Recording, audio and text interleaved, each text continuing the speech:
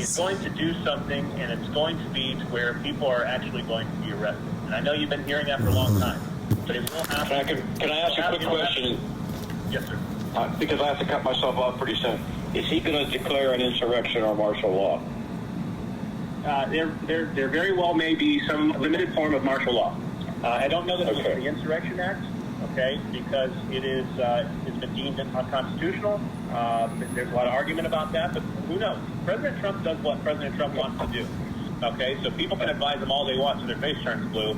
At the end of the day, he's his own man. He's going to call his own shots. So he very well may call it an Insurrection Act, but there may be, I foresee a limited form of martial law, and I don't see any other way around it.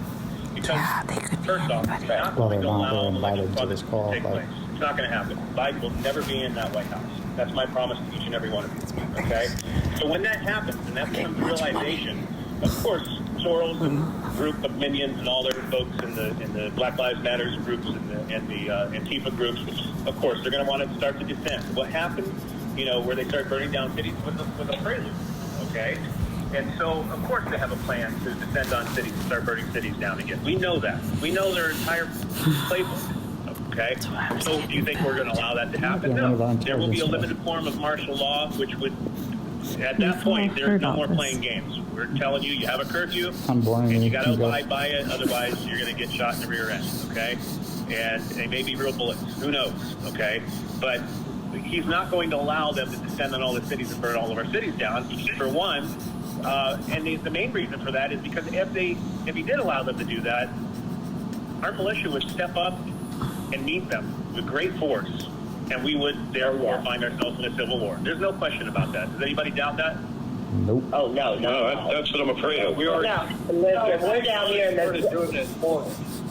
we're down here in the South. Trust me, everybody's ready.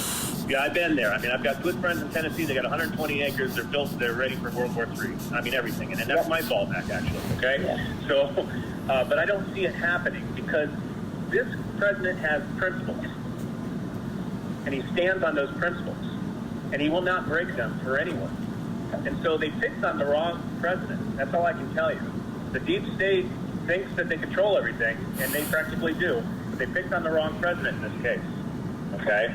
So I encourage everybody to not panic, not worry too much.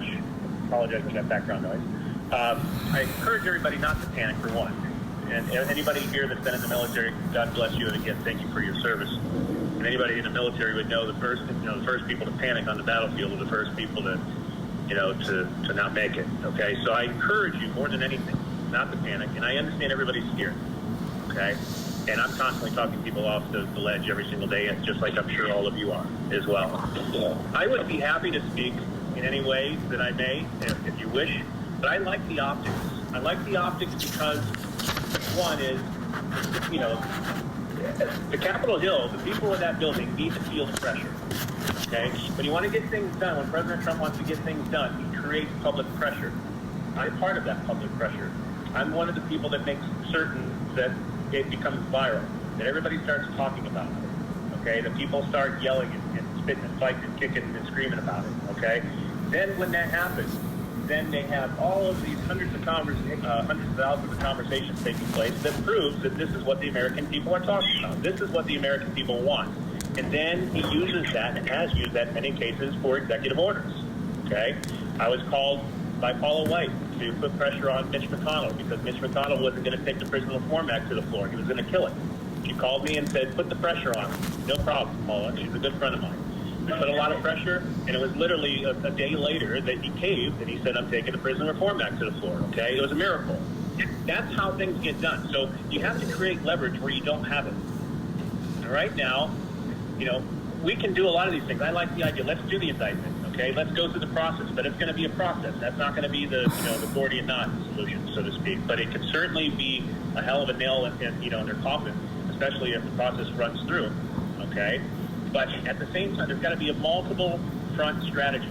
And that multiple front strategy, I do think, is descend on the Capitol. Without question, make those people feel it inside, okay? So they understand the people are breathing down their neck.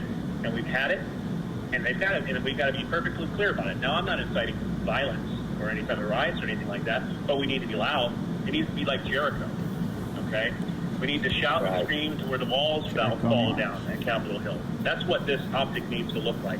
And I can promise you, I can make that go so viral, so fast, across the globe.